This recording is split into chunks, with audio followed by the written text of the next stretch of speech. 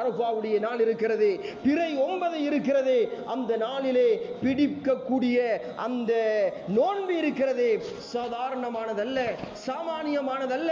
அந்த நோன்புக்கு அல்லாஹ் விசேடமான நன்மைகளையும் வைத்திருக்கிறான். அல்லாஹ்வுடைய தூதர் முஹம்மது ரசூலுல்லாஹ் ஸல்லல்லாஹு அலைஹி வஸல்லம் சொன்னார்கள், யார் ஒருவர் அரஃபாவுடைய நாளிலே நோன்பு பிடிக்கிறாரோ, கொஞ்சம் இந்த ஹதீஸை கேளுங்கள், இன்ஷா அல்லாஹ் நான் எப்படியாவது அமல் செய்வேன் என்கின்ற நோக்கத்தோடு கேளுங்கள்.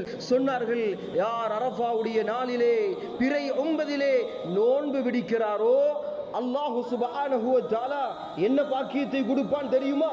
என்ன கிஃப்டை கொடுப்பான் தெரியுமா?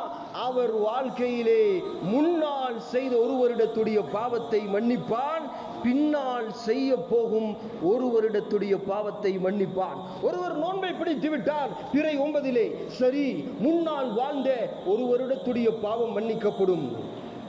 ஹதீஸ் கலை வல்லுநர்கள் இந்த ஹதீஸுக்கு ஒரு வித்தியாசமான ஒரு விளக்கத்தை சொல்லி இருக்கிறார்கள்.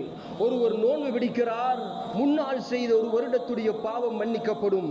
அவர் நோன்பு பிடித்து அடுத்த அரஃபா வரைக்கும் உயிர் வாழவில்லை, அடுத்த ஹஜ் பெருநாள் வரைக்கும் உயிர் வாழவில்லை, இடைக்காலத்திலே மௌத்தாகி விடுகிறார். ஹதீஸிலே சொல்லப்படுகிறது, ஒரு வருடத்துடைய பாவம் மன்னிக்கப்படும் என்று.